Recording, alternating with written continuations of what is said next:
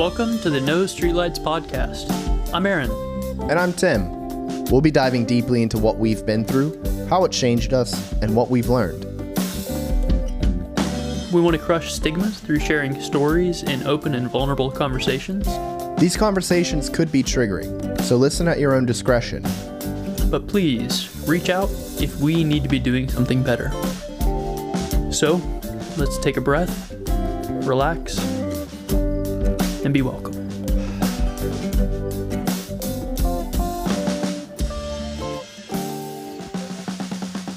A huge thank you to Hyland Markle for the original music, as well as all the production assistants. We could not have done it without you, brother. Thank you. If you like his music, you can find him on the gram at HYLANDMARKLE for all of your wonderful needs. Talking about his beautiful hair. Talking about finding people, this week I have found an amazing guest who is an incredible child educator. He was introduced to me as being TikTok famous, but through my experience, I just can qualify him as an amazing human being who has a lot to teach us. So everyone, please welcome Mr. Chazz.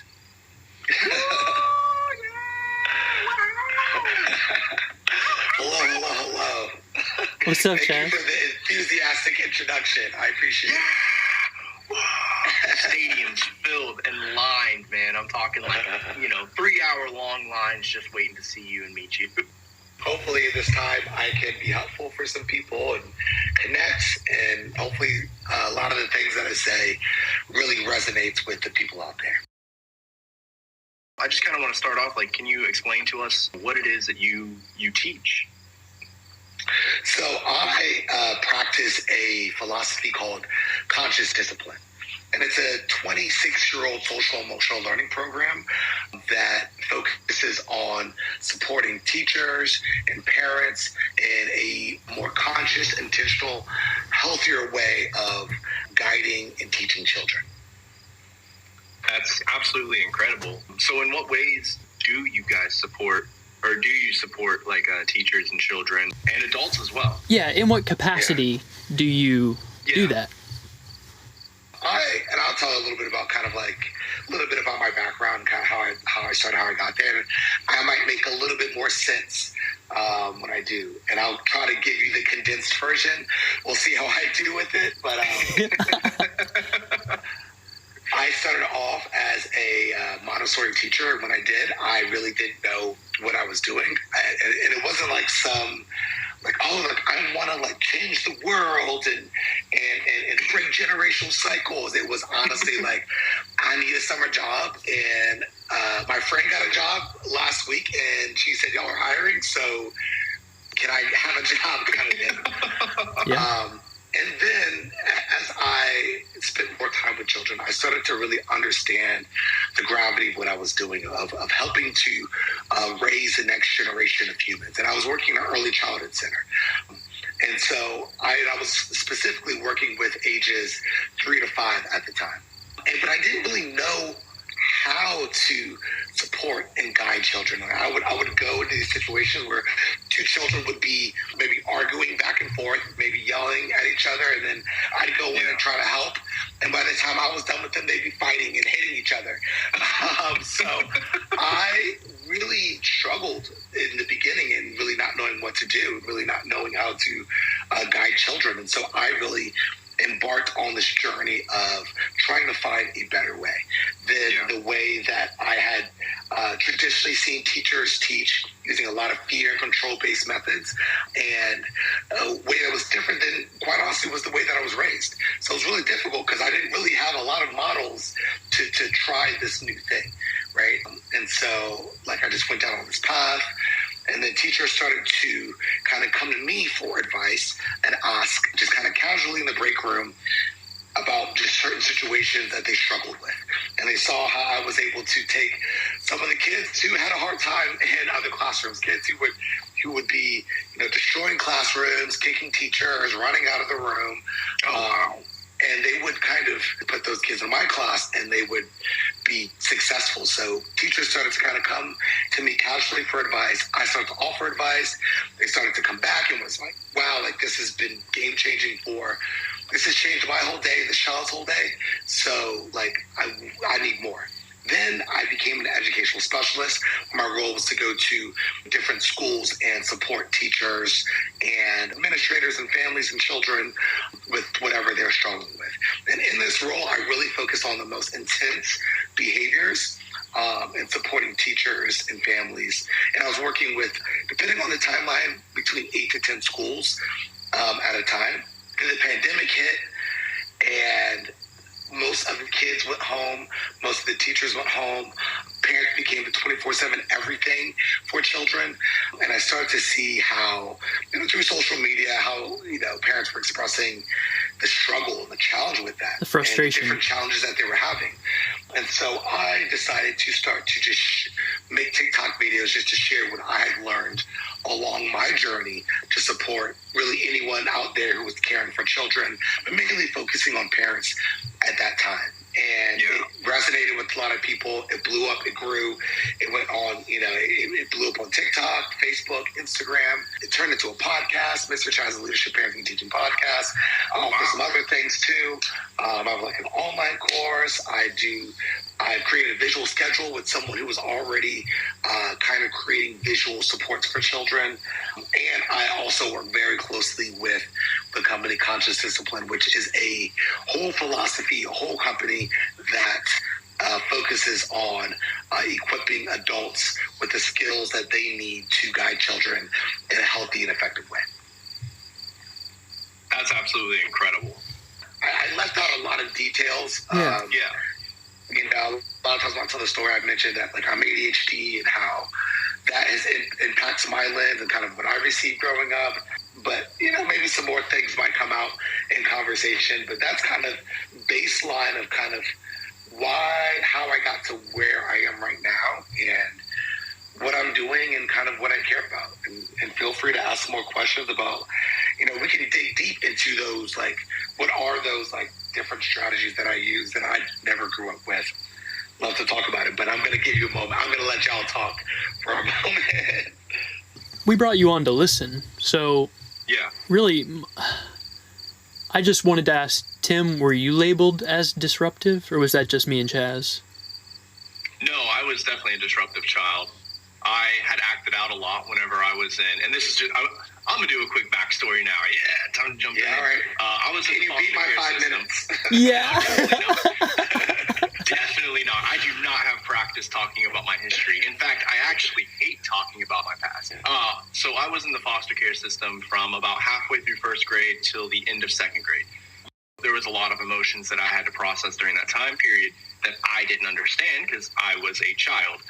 And I didn't really have any good role models around me because I was not with my parents at the time, and it was very unfortunate. So pretty much, I relied on the teachers, and because of that, I acted out a lot in second grade. Because you wanted their attention. Really bad, and that was when I was probably at my worst. I was constantly being pulled away from the other students because I was always disrupting class. I just didn't have that firm, I guess, discipline in my life, right? So I got to, we moved back in, or we got to go and live with our parents again, my brother and I, for third grade. And third grade was when, my dad was still alive and the discipline was there and everything. So third grade, I was a good student. Fourth grade was after my dad had passed away. And guess what I did? I lashed out with my emotions again because I didn't know how to handle them. So I was constantly that student that had his desk moved away from all the other students, and I would sit there and talk in the middle of class and bring toys and play with them. And I was a problem child. I was definitely a troublemaker. Well, an 8-year-old doesn't know how to process that kind of loss. I'm 30, my dad has cancer, and I'm like working very diligently to be able to cope with the loss of my father as a 30-year-old man who's done a ton of emotional work.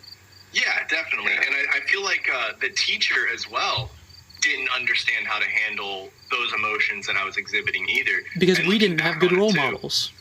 We were hit and yelled at and put in the corner. Yeah, like they don't, they weren't properly trained on what to do. Like, hey, if one of your students is experiencing this, they didn't have a Chazz there to help them out. Yeah. You know what I mean? Yeah. So, yeah. Traditionally, the way that we react or respond to misbehavior or when children don't meet our expectations is we punish them, we threaten them, we coerce them, we use fear, control to get them to try to meet our expectations. Oh, I remember. What I tried to teach is one of the things, and one of the premises that behavior is communication, right? And so, like, you were acting out and talking and being disruptive, and we can choose to see it as like, this is just this bad kid, problem child, troublemaker.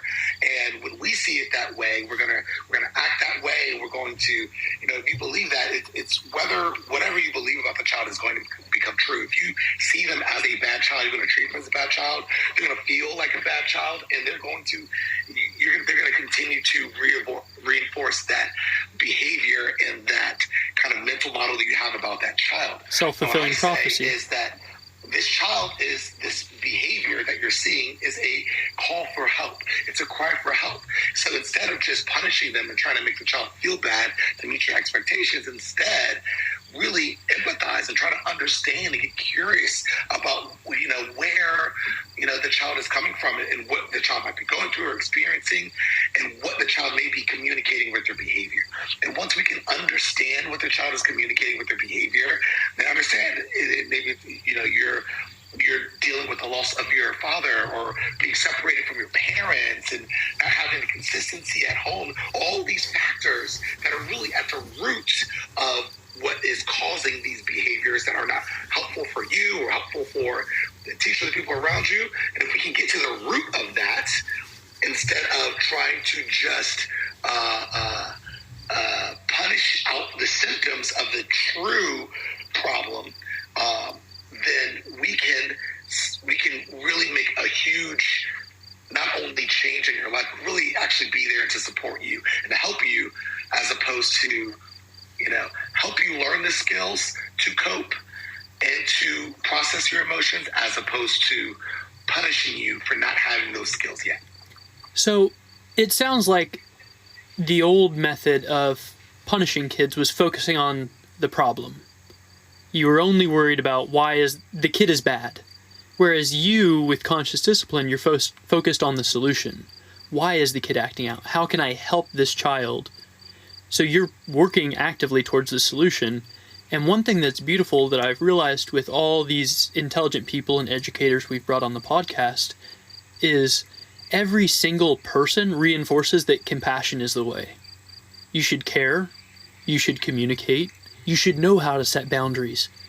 And kids don't understand that. Most adults don't understand that. And Tim and I have talked about like financial literacy.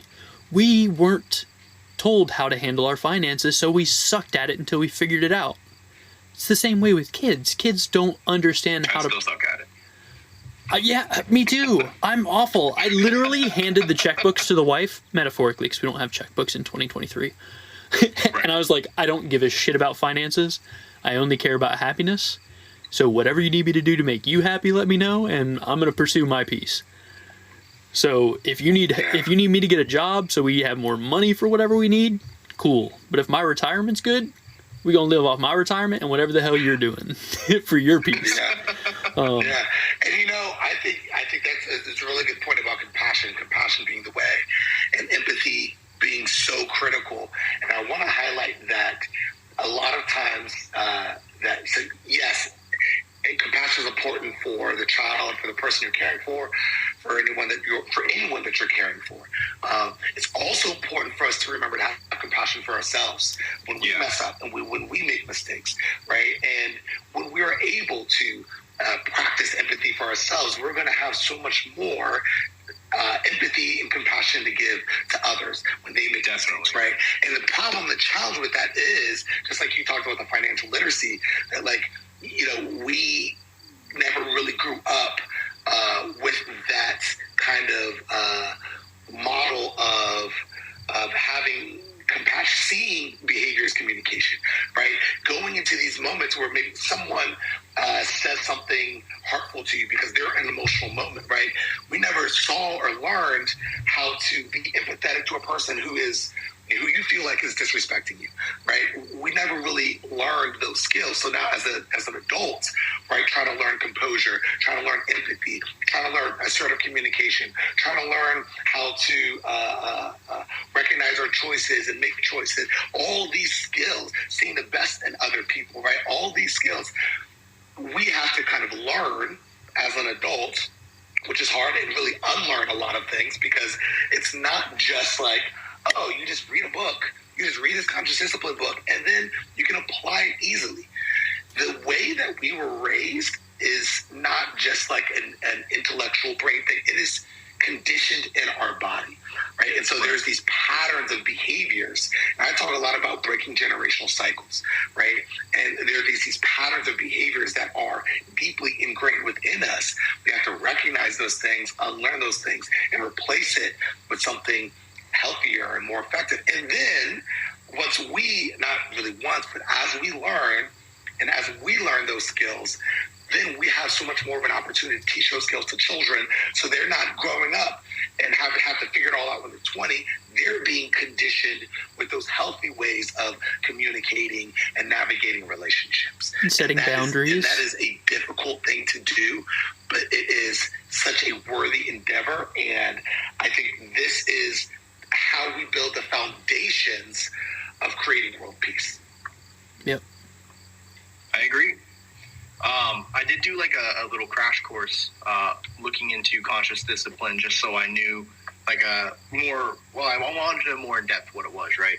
And one thing that really caught my attention, it's basically the first thing that it mentions whenever they're talking about conscious discipline, but it's trying to essentially teach you how to react. What is it? It's something along the lines of like, it teaches you how to use like your higher brain to respond to emotions rather your than forebrain. your lower reactive side. And I thought that was cool, because it's like it's essentially one of those things where it's like you have to take those strong emotions that you would consider negative or unpleasant, something that puts you in like that triggered or emotional state, and you have to like essentially figure out how to react properly and consciously to it, rather than react and just whatever your first thought is. Like, I'm mad, I'm gonna yell. It's like, I'm mad. Why am I mad? Let me handle this. Yeah. Yes. We talk about responding as opposed to reacting, right? Yes. The reaction has in a split second. It's not really conscious or thought about. And there are places for reaction, right? In an emergency situation, a child is running out into the street. That's a good time to react and to grab their hand, or maybe even yell, right? To try to get their attention, try to get them to freeze, to maybe put them in a fight or flight mode. And that is, there is space for that. But what we typically do is we react like it's an emergency for everything. When everything's an emergency, nothing's an emergency. And when we're constantly pushing children down to the lower centers of their brain, they're not able to have as much practice with the higher parts of the brain, what we call the executive skills, the prefrontal lobes. And executive skills, and I'm just going to name a few, are prioritization, organization, time management, perspective taking, empathy, impulse control, all these skills that we want children to practice and use, and we expect them to use. A lot of times when you were in class, they were expecting for you to use your executive skills of using impulse control, of maybe even doing some perspective taking and thinking about how the teacher or someone else might feel in this moment. They were expecting you to be able to be maybe organized in school, so you had all these skills that they're asking you to have. But the thing about it is when you're in a survival mode, when you're in a survival state, you don't have access to those skills, right? Because all the resources are kind of being pushed down to just surviving, because the number one thing your brain wants you to do is to survive, right? And so that's going to take priority over everything, right? right. And so when you're in a survival state, the question that your brain is asking is, am I safe? And then in consciousness, we also talk about the emotional state. And the question that your brain is asking when you're in an emotional state is, am I loved? Or do I belong? Right? Am I connected to this community? Right? And if they can answer, and they can answer those questions with yes, I feel safe, and not just physically safe, but also emotionally safe, and I feel connected, like I belong, then they can spend a lot more time asking themselves, what can I learn? And it allows us to receive more information and practice some of those higher skills that we need in modern society to be successful and to live a fulfilling life and to just have healthy relationships. And I want to touch on something you said a little while ago that I think is going to be important for people to show compassion towards themselves, is you can't just read the book and then suddenly you're a conscious discipline expert. Because the way we learned is hardwired into our brain. We have the neural connections that this is how you're supposed to respond. So it takes conscious, constant effort to realize that you're not in a freeze, flight, or fight state. So you need to think, why is this person, because a child is just a small human being, why is this person upset? Yeah, and I hear this is where I'm going to give like a little practical tip for children. And I'm not a big fan of script. The scripts can be helpful, and just especially when you're learning, you're trying to unlearn some of those scripts that have been hardwired into you. And I want to almost even, before I even give this script, I also want to expand a little bit about what you said in terms of it being hardwired.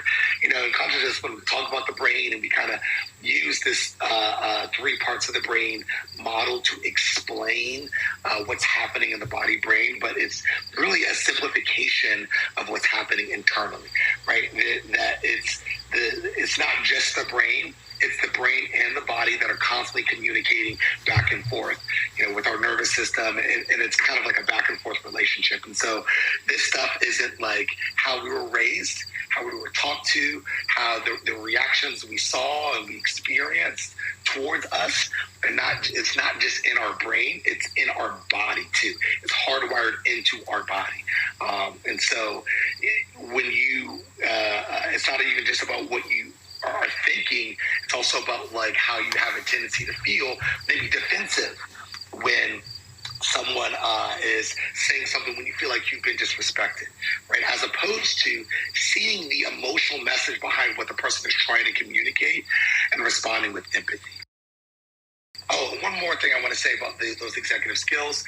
Our capacity for those executive skills that I mentioned is not fully developed till 25, 26. That's the capacity for it, not the ability. The brain is malleable and changeable throughout life.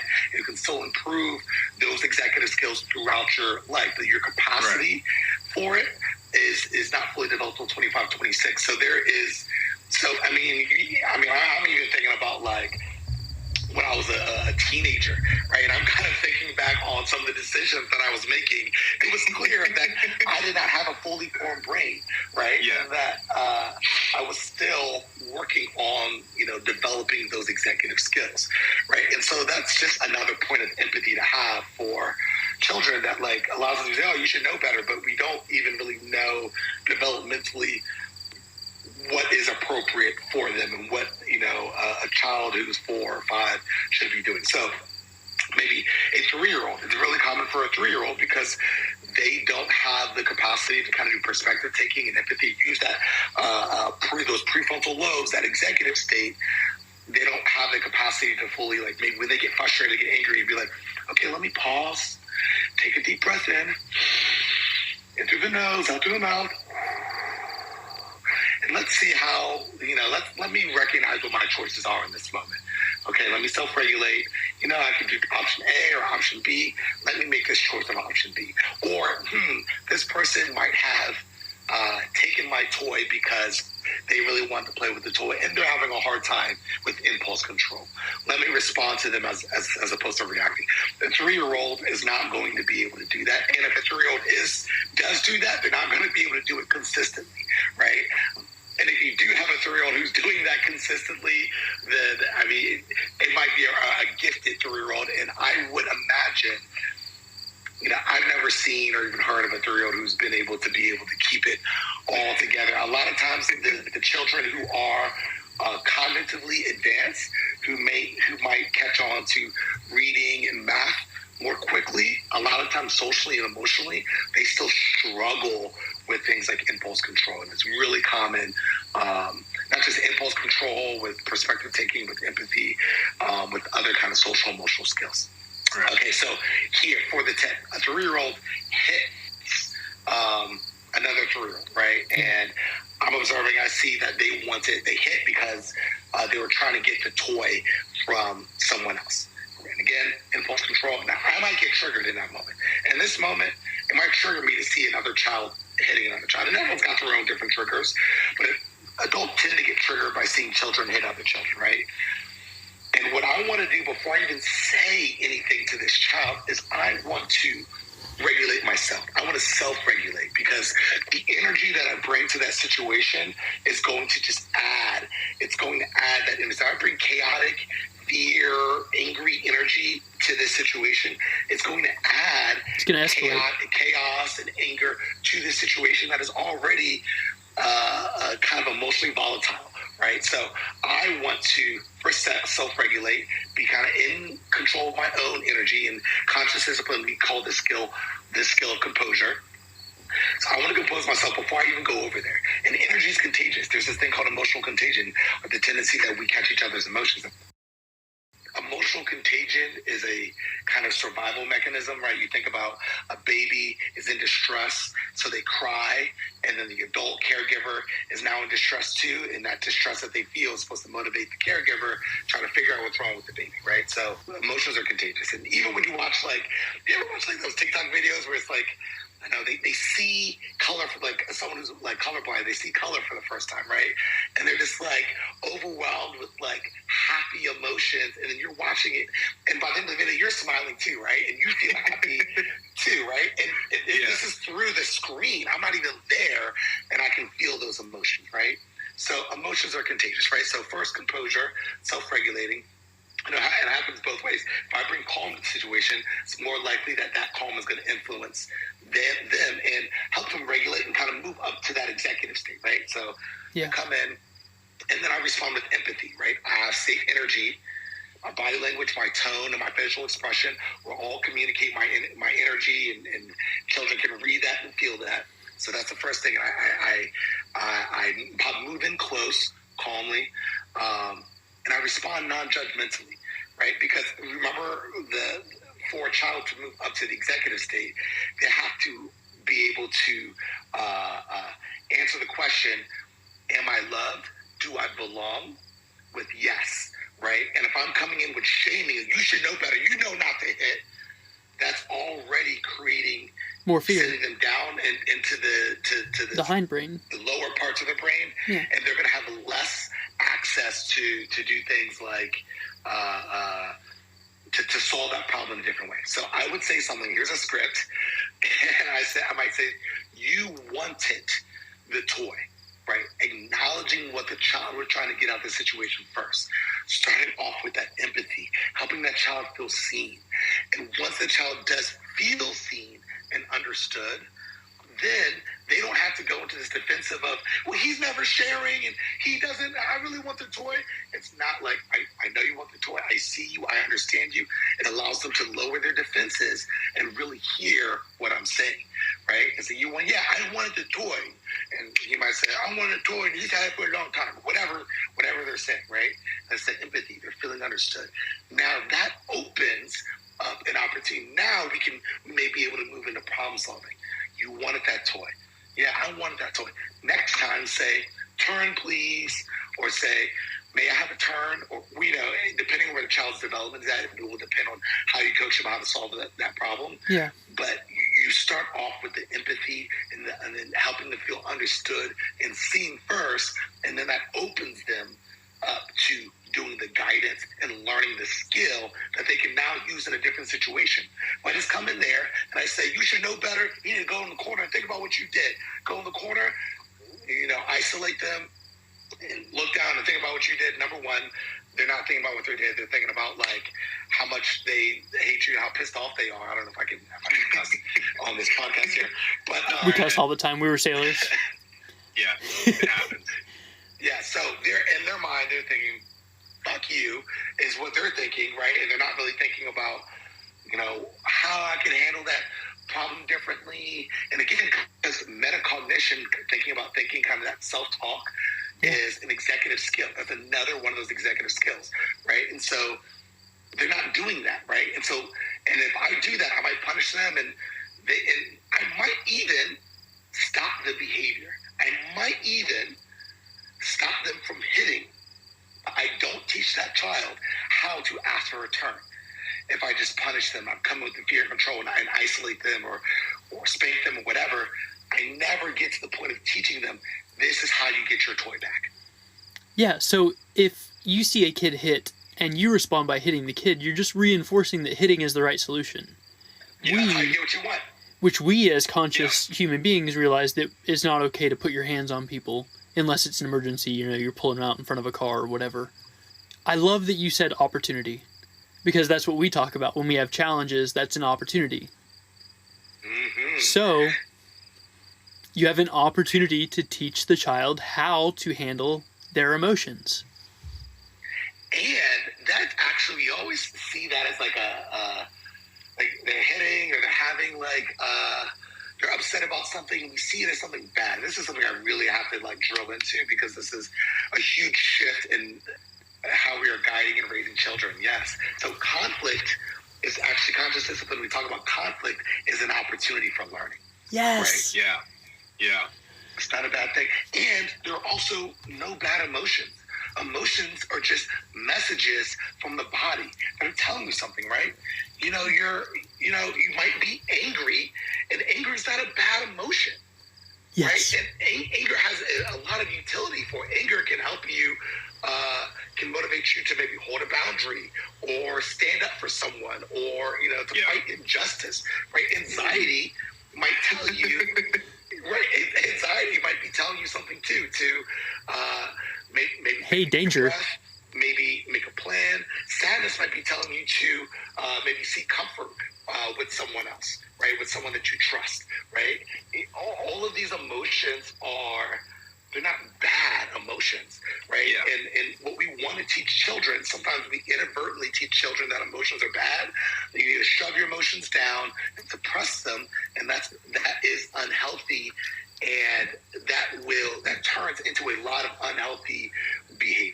I'm going to pause right there, and we can talk more about that. I see Aaron is like... I'm so excited. Aaron's going crazy over there. Oh, sorry. We'll do video in season 2. Before you jump in, Aaron, because I know you're going to have a lot Tim. to say here, right? That what you were talking about with the emotions, right? Looking at them as positive or negative, and how that's not how you should look at your emotions. That's something I actually just learned recently too, because I was talking with a counselor about emotions, and I stated something along the lines of feeling strong negative emotions, and they're like, oh, it might help you if you look at it like this way, but don't look at any of your emotions as positive or negative. They're like, you can look at your emotions as maybe say pleasant or unpleasant. Is anger a bad thing? No, it's not. But is it an unpleasant feeling? Yeah, it can be. If you're angry, it can make you feel unpleasant.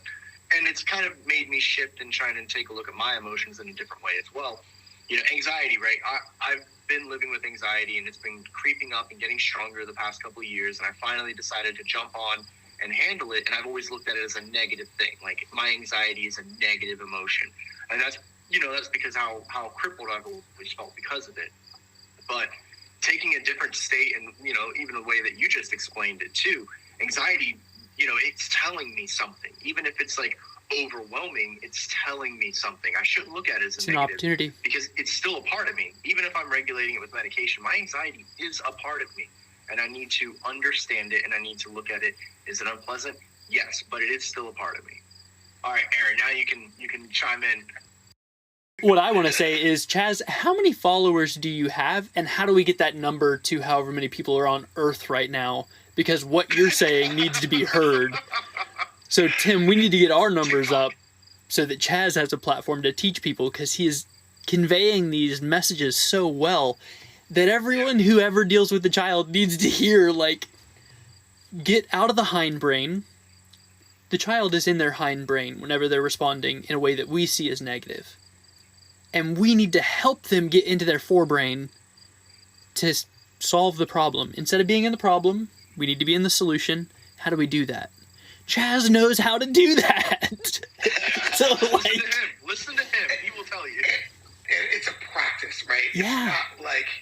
It's not a cut and dry, situation. There are going to be situations where children are, I made that situation sound very simple, but it's not always that simple. There's different dynamics involved, and your relationship with that child is also variable there, and how the trauma that the child may have experienced. They might live more in a survival state, right? And might have a lot more experiences of where those survival skills, those fight, flaunt, freeze, are being constantly reinforced, maybe at home or in a different situation, or just because they're in poverty, or just for so many different reasons, right?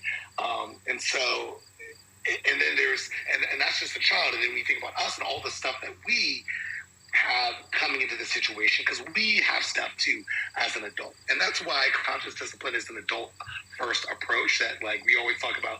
You have to learn the skills so that you can teach the skills, right? And another important shift comes to, I think, people in general, but focusing on children, and children really help you grow. They force you to grow, because it's they're learning all the very basic things about being kind of human, and running into all the conflict and all the problems and all that they don't know how to solve yet. And it almost kind of brings up all of the problems that we never really learned growing up, that we kind of skipped over or suppressed.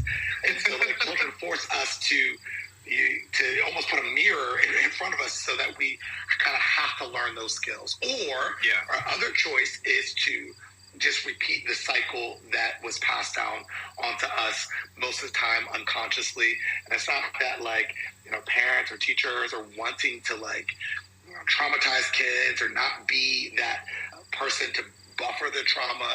It's just that we have our own stuff, and I can't emphasize this enough, that the way that we were raised is conditioned in our body. And I always say, avoid being a perfectionist, be an improvementist. The goal isn't to be perfect every day. The goal is to improve a little every day, right? And so if you're listening to this and you want to kind of go on this journey, and you're kind of hearing some of these, you might want to pick up a book. Just know that mistakes are an essential part of the learning process. You're supposed to be making mistakes all along the way. And those mistakes are actually helpful for you to recognize what maybe the next lesson that you need to focus on and learn from.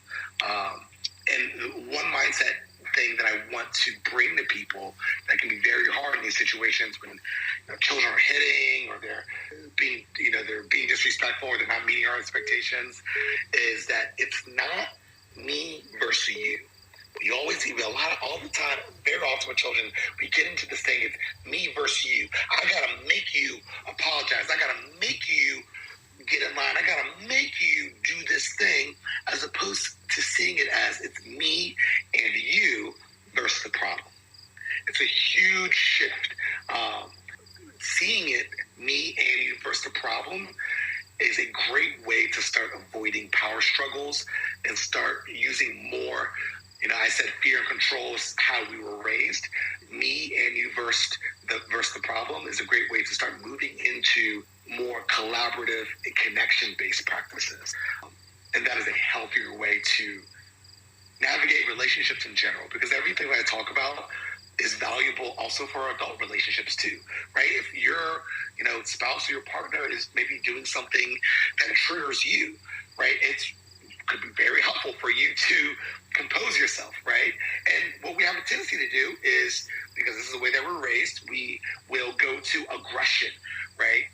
And we'll attack the other person, right? Let me give an example so I can put all this in context, right? Maybe let's say that you're you come home from work and you were hoping that maybe the dishes were going to be done, right? And you come home and they're not done, right? Or maybe there are shoes everywhere in the mudroom and they're supposed to be organized, or whatever it is, right? But let's go with the dishes. So we go there, and then we're triggered because we were hoping and we were expecting that the dishes were going to be done. And so we're triggered, right? We're in our emotions. Now, a lot of people who are just kind of living their unconscious life and haven't learned these skills might choose one of like 3 or 4 things. Might choose aggression, right, and attack the other person. You never do the dishes. You're such a messy person. What's wrong with you? And going to attacking the person, right? And not necessarily just physically, but verbally, right? We have more of a tendency to kind of attack people verbally. Or adults, be the right? victim. But it's still, what do you say? Or be the victim. Instead of attacking them, you could say, I can't believe you didn't. Right.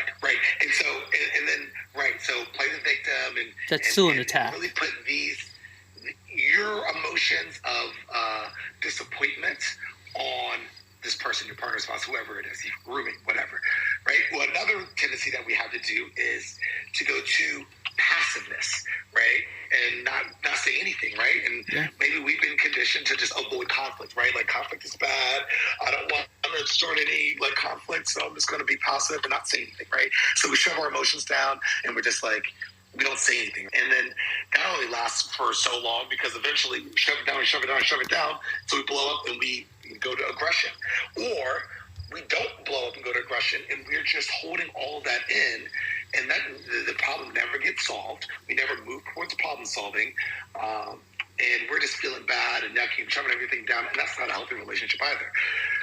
A third option, where a lot of people almost take pride in doing, is passive aggression, right? Ugh. It's like, oh, I see these dishes are still here.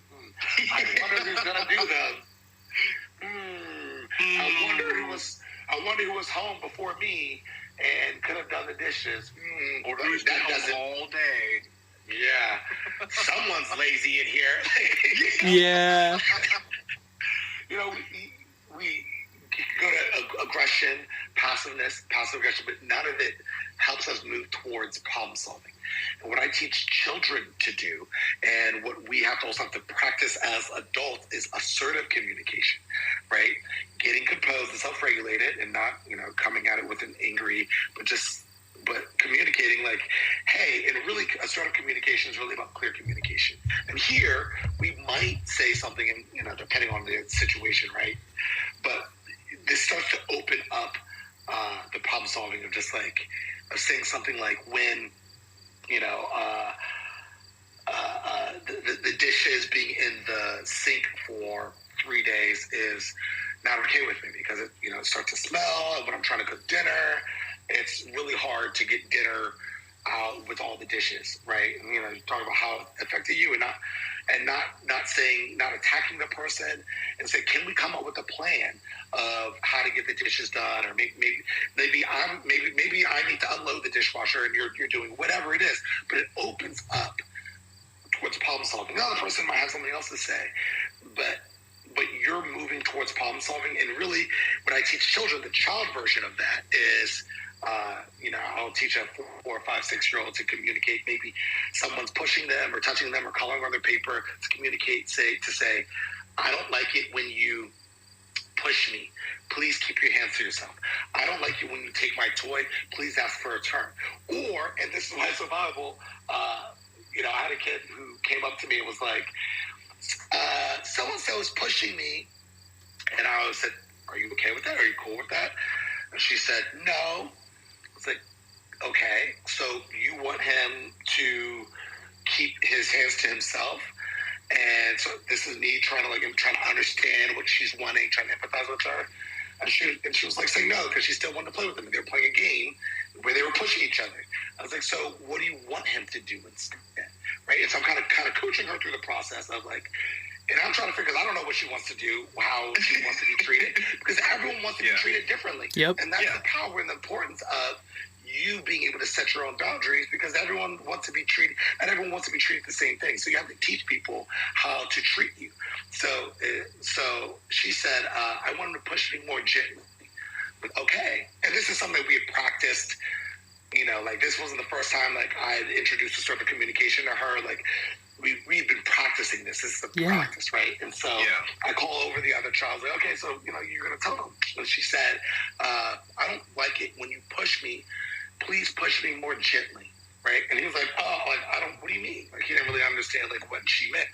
And so I asked, like, can she show you how she wants to be pushed? And he's like, yeah, sure. And so she showed him, and she was like, okay, I can do that. and then they just kind of ran off into the sunset, pushing each other. Yeah. That was fine because they knew each other's boundaries, and she knew, like, at any point, it's okay with her in this moment, but at any point, something happened she wasn't okay with. She now knew she had the skills, she had the words to say, to communicate, hey, this is not okay with me, right? This is my boundary, to put it up, right? And I've also practiced with him and everyone in our community of just how to not only set boundaries, but also how to respect boundaries. So we go through this motion, we go through the process of this. And it's so powerful when you see kids using skills that I also see adults struggling with. Sometimes the adults who are supposed to be teaching the children, to be honest. Yeah, so I'm so grateful to have you on here, Chazz. To me, the thing that I'm taking away here most is you're saying we have 3 brains and we want to be in the highest level of consciousness. So we have the hind brain, which is like freeze, flight, fight. I think, I could be very wrong, I'm a layman. The middle brain is kind of the one that regulates your emotions and your chemical response in your body.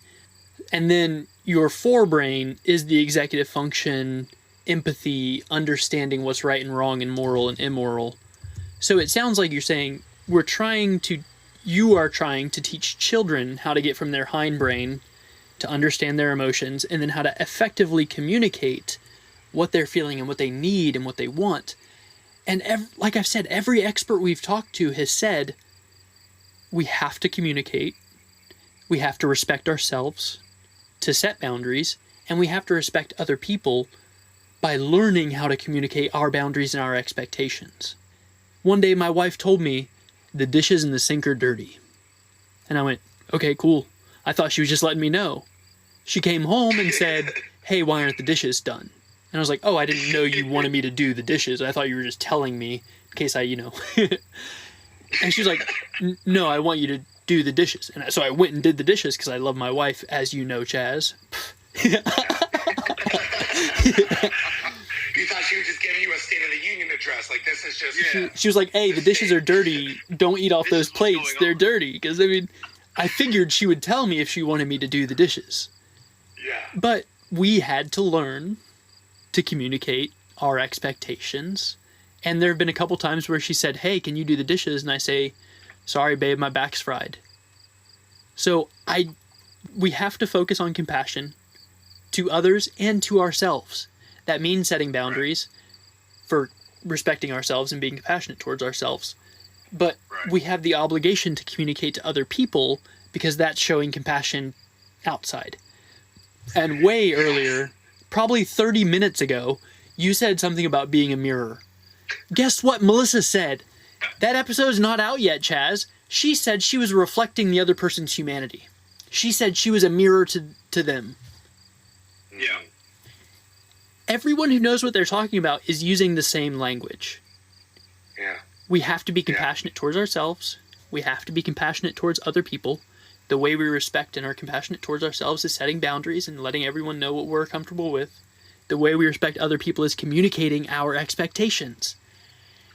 Yeah, it's funny because like a lot of times when people talk about like setting boundaries with people or whatever, the conversation I hear a lot of times on the internet, it's almost like setting boundaries is a bad thing. Like it's I look at it as one of the most compassionate skills to use with someone. It's how you keep someone in their life, in your life, not how you keep someone out of your life, right? You're saying, like, for our relationship to continue, like, this is some things that I may need, right? That may work for me, right? And I want to continue being in a relationship with you, so I'm going to communicate how that will work out for me, and I hope that you will also communicate, what will work out for you. And even that situation with the dishes, are just like, hey, I have I'm struggling with this, or I can't do this, and I can't do this. But and that's fine. Like, we set the boundary, but then there's an opportunity of like, okay, well, how are we going to get this done, right? Because at some point the dishes have to get done,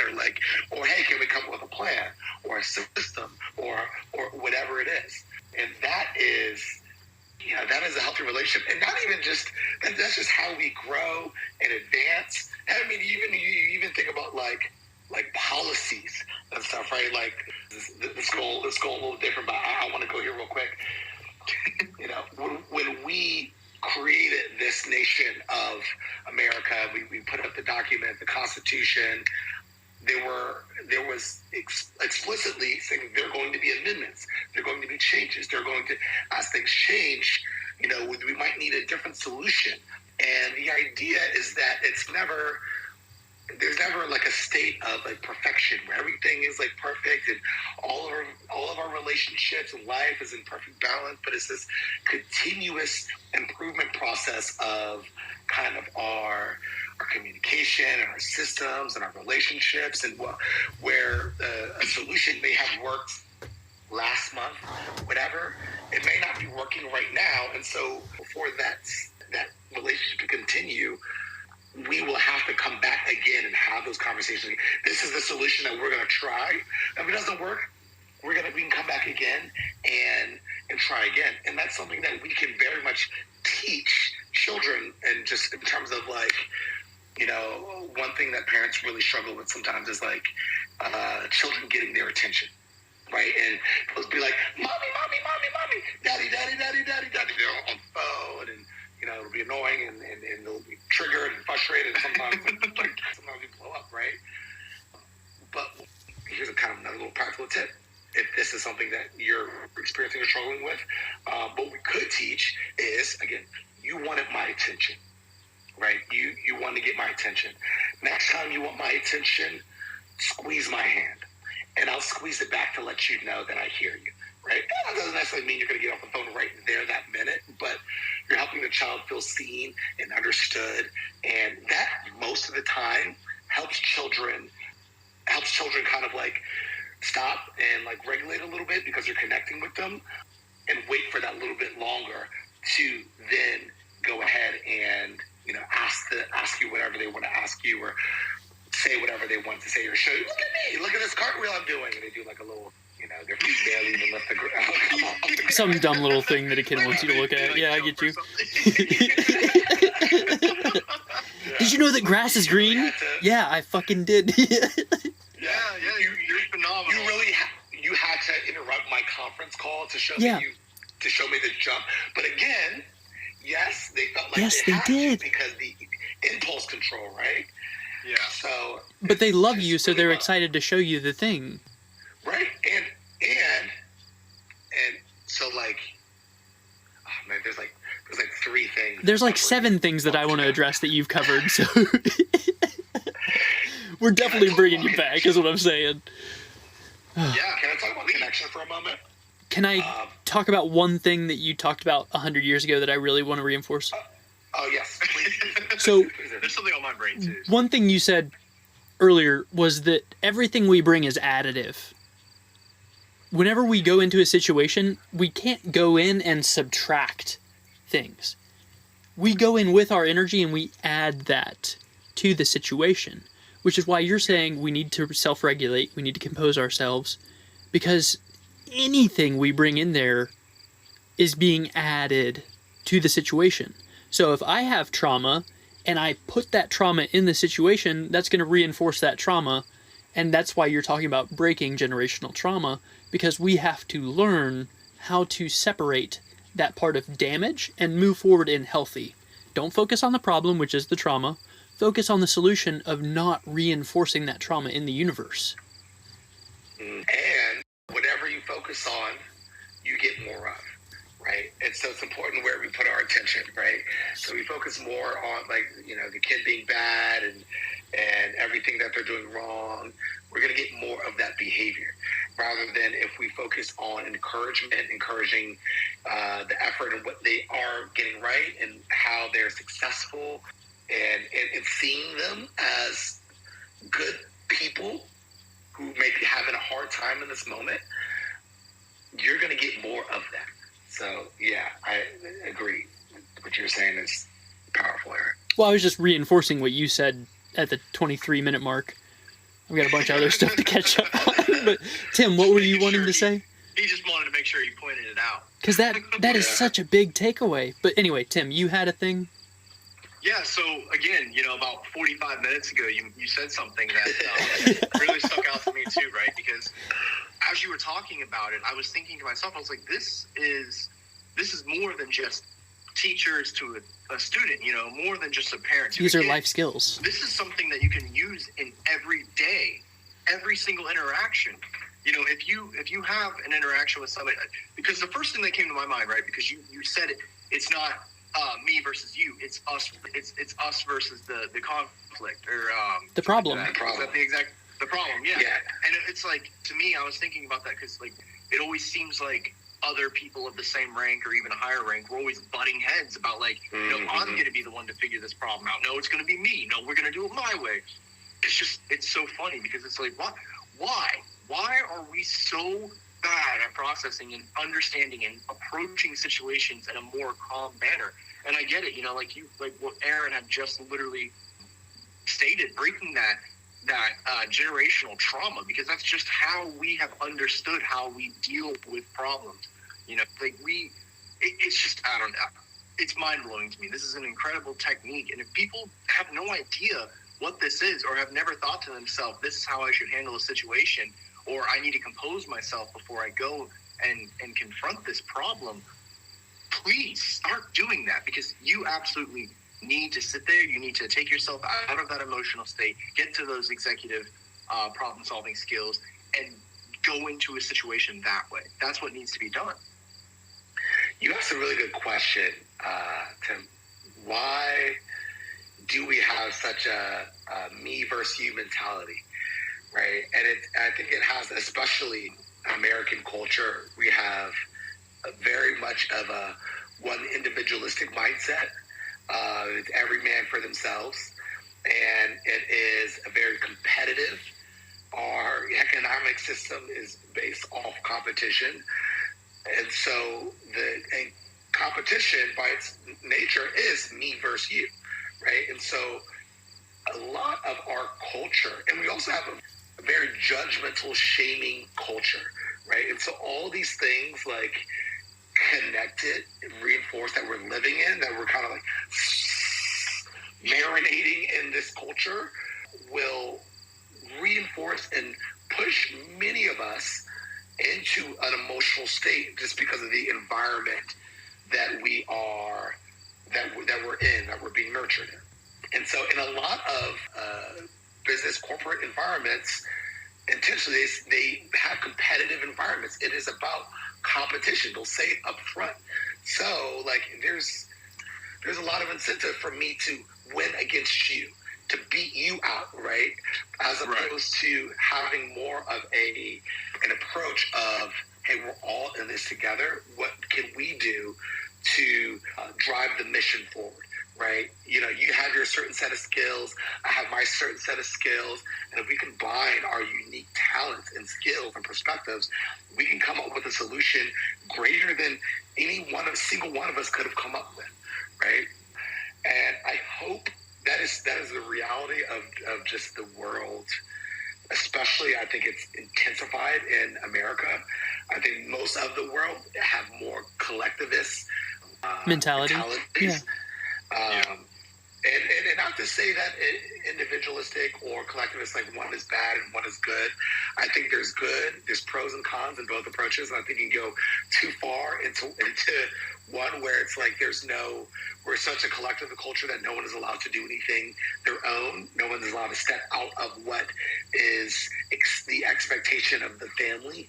And, you're expected to do what the family unit tells you to do, where there's not a lot of space for creativity and individualness and all that stuff. And then the individualistic, everyone's got to, everyone just pull yourself up by your bootstraps kind of mentality, where it's every man for themselves, and you got to do it all yourself. And, especially when we talk about like parenting, we always say it takes a village, but we don't have a culture that is conducive for a village. Everyone is in their own silos. There's not a lot of support that we have in America where we're supporting each other. So parents are struggling in America so much more. I went to Canada. I know I went to Canada a couple weeks ago. We were just talking about the differences in America and in Canada, and they were like, oh, like everyone doesn't have, I think they said like 4 months of parental leave, and they were talking about how they don't really have kids like young kids in nurseries and like 1-year-olds in nurseries because parents are home with their children because they have a system of support that is not like you got to figure it all by yourself. 3 weeks after you have the baby, you're expected to be working, and so there's just so much there. But you asked a really good question, and I just want to kind of to spark that discussion of just how our culture impacts a lot of these things. And I don't think there's going to be really an answer for this, right? But there is something else that really sticks out when you were talking about that, Chazz. And the thing that kind of comes to my mind is like all of these businesses that you were talking about, the corporations, right? They're always making this competitive environment for the employees. So I started thinking, I was like, that can really, it might help explain why people feel so confused in their jobs. There is a business out there that is very big on this whole mindset of everybody has to work together to come up to a solution, right? Yeah. But then they also have this evaluation process where you look to be the number one versus everybody else. So it's like, again, right, it creates this confusion because it's like, I want to work with everybody around me to come up with a better way, a better solution, and a better method to handle the issues that we're facing in this business. But at the end of the day, I want to be the one to claim that because I want to be number one, right? There's confusion. There's a lot of emotional confusion because I want to work with you. I want to be your partner, but only to a certain extent. At the end of the day, it's me versus you. And that's terrible. That's awful. Yeah. Exactly like what you said, right? Because if we all work together, we would be able to come up with a much better solution than we would individually. Be your own light, Tim. Be your own light. Bring it. Your practices have to match. Like that's so common. People will say things, right? And like, oh, we want this. We want everyone to work together. And like, but their practices don't match what they are saying outwardly to people, employees, maybe customers. And I think could definitely be a cause for confusion, or at the very least, you're not going to, you say you want everyone to like come together and be together, but you're not really going to get that result if you don't have the practices to match that, right? Yeah. It's like saying, it's similar to the whole, like I want you, my little Johnny kid, to be kind and empathetic to everyone and to problem solve without violence. But the second that they mess up and they have, when Johnny hits their friend on the park, now we're not being kind and we're reacting with violence and we're hitting them to tell them not to hit. It's not going to match up, and that child isn't going to learn to be kind and compassionate, how to empathize when they're struggling, right? They're not going to learn those skills because it's not, do as I say, not as I do is not an effective teaching style at all. And especially for children, they learn so much through modeling. You got to be the change, right? Composure, in the consciousness when we talk about composure, like the little tagline for composure is be the person you want others to be, right? You want others to come, to the situation empathetic and understanding and not judging. You do that first. Lead with that, right? And then another thing, too, that's really important, too, as we're talking about others, is that recognizing what's in your control. You can't control another person's thoughts, feelings, and actions, right? You can only control your own. And so that goes to, like, the power of modeling of just, instead of just, like we just said, instead of just talking the talk, you got to walk the walk. You got to bring your own light. You got to be the light. Yeah, man. Yeah. Yeah, I love it. Nobody's ever going to know what our tagline is, Aaron. I'm going to see to it. Yeah.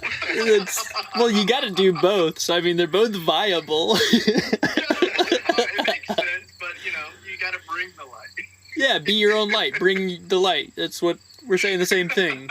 Okay. I think so.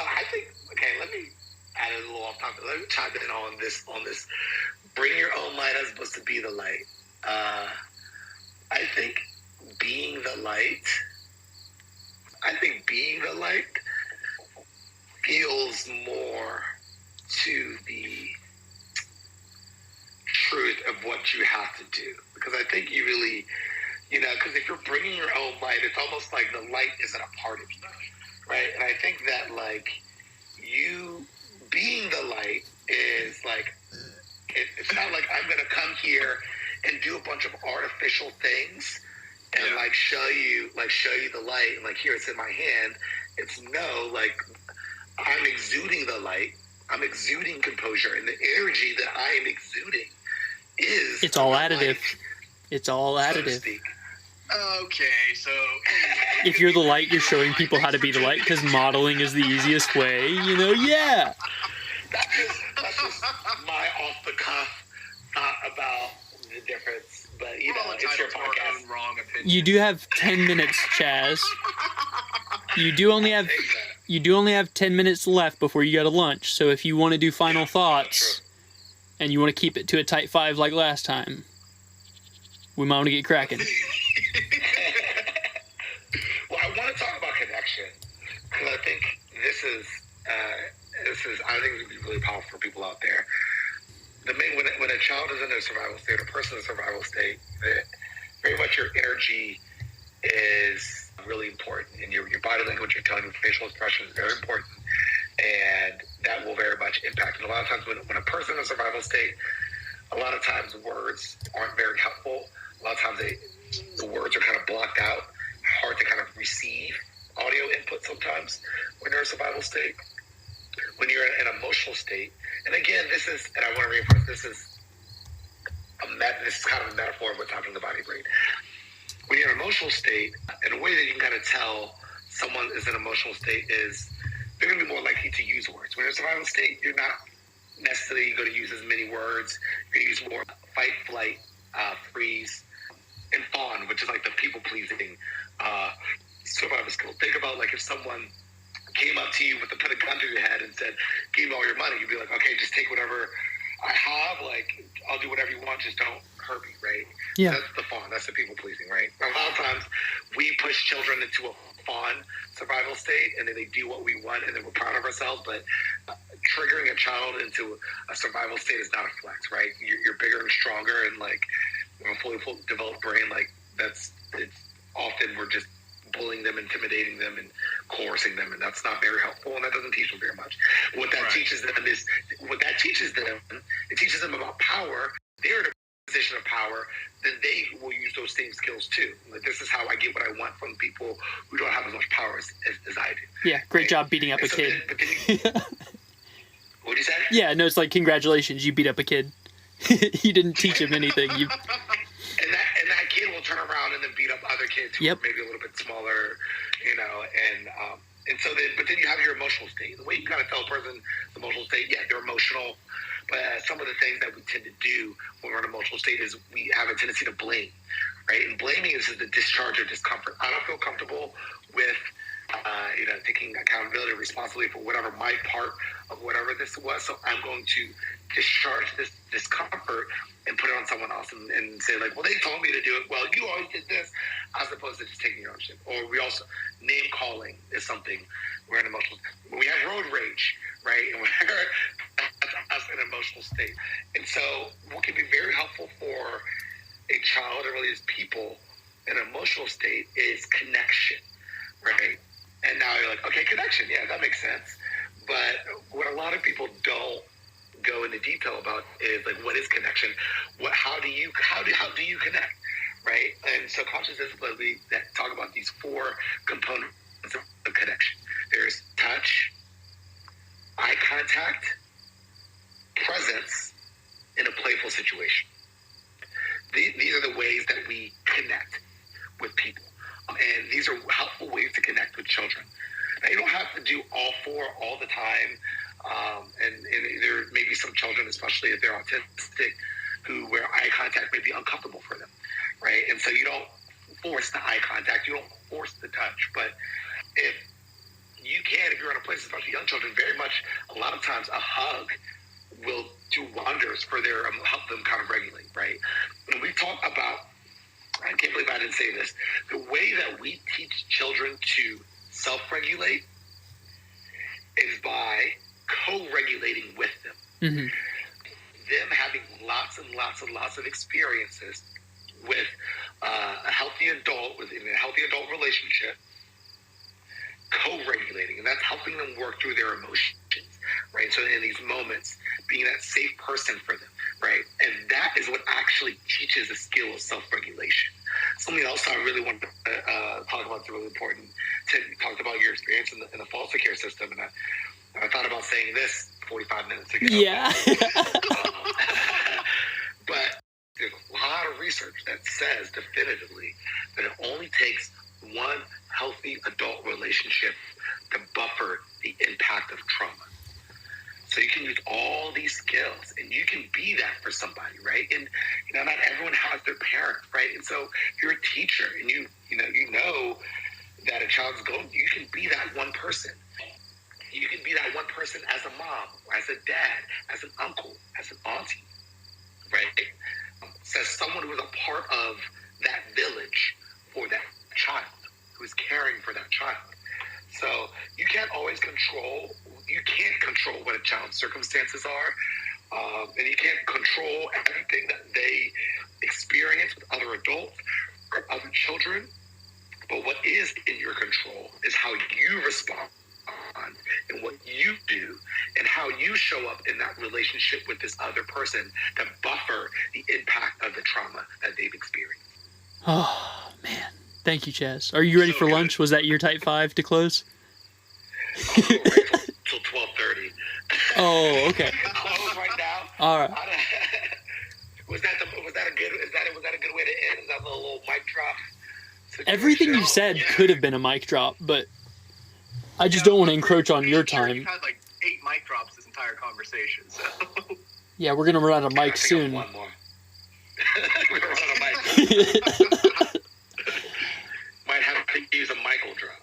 Where can people find you? Because clearly, what you're adding is positive, so we want to share that as widely as possible. I know you have a bunch of followers, but it's not 6 or 7 billion yet. And that's what it needs to be for us to learn how to interact with children, which are just small, vulnerable human beings, in order to break these generational traumas. If something messed you up, it's going to mess a kid up. So just don't do the bad stuff that you remember having been done to you. So where can people find you to continue on with this education? And learn what else to do instead. Replacement behavior. We always start off like, I don't want to raise my kids. I don't want to do it the way that I was raised, or my parents did it, the way that such and such. And that's a good starting point, but you can't stay there because what's the alternative? You have to replace it with other skills. And that's a trap that a lot of people fall into. Is like, I'm just going to do everything the opposite. And sometimes we get into a place where we become, maybe our parents are really strict, and then we become very permissive.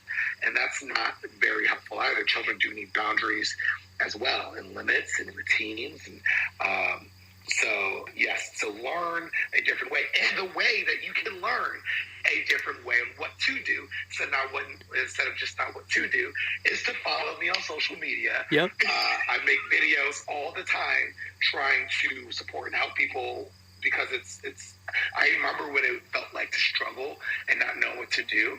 And so if I could just offer this to people for free, and people can take it, and I get feedback all the time to say, like, this has been life-changing for me and for my relationship with my kids and my spouse, and even at work.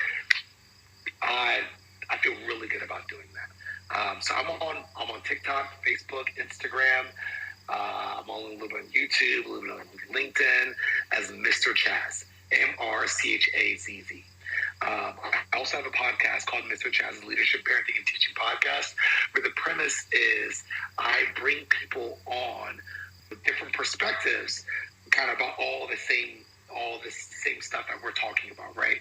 So you can learn from an occupational therapist. You can learn from a teacher. You can learn from a parent coach. You can learn from a therapist. You can learn from, and most of the people that I interview are also putting out free content to support and help people. The idea behind the podcast is to be able to listen to it and then find, people that you can learn from that resonate with you all around the world, and you can kind of add them to your village, your community, to help you on your journey, on your learning journey. Because remember, it's not about being perfect every day, it's about improving a little every day. And that's the most important thing that I will say on this podcast. Avoid being a perfectionist, be an improvementist. Because that is a trap that we have a tendency to fall in. Really shaming ourselves and beating ourselves up when we mess up, when we make mistakes. So just seeing them as essential parts of the learning process. So Mr. Chazz on all those. There's Mr. Chazz's Leadership Parenting Teaching Podcast on all podcasting platforms. And so start there. Perfect. I like that too. Be an improvementist. I think that might be the name for the episode. I'm with it. I like it. I approve. All right. Chazz, it's been incredible having you on here, Yes. though, because there definitely are some things that I've learned from you today, Wow. and I'm very excited to go back through and re-listen to the episode because parts resonated with me, and I know for a fact that you said a lot more stuff than I was able to process at the time. So I'm very excited to go back through, listen to this episode, and I'm going to check out your podcast. And I follow you on Instagram, so we'll see a bunch of stuff there too. And hopefully we'll talk to you again soon. But I do want to say thank you all for joining us. This has been Aaron. And Tim. And Mr. Chazz. Tag someone who's not just talking the talk, but someone who's walking the walk. And comment on our recent posts with what you want to hear us discuss in a future episode. And tag someone who we need to bring on the show. Someone you've learned from that we need to learn from. But in the meantime, be good to yourselves and each other. We love you.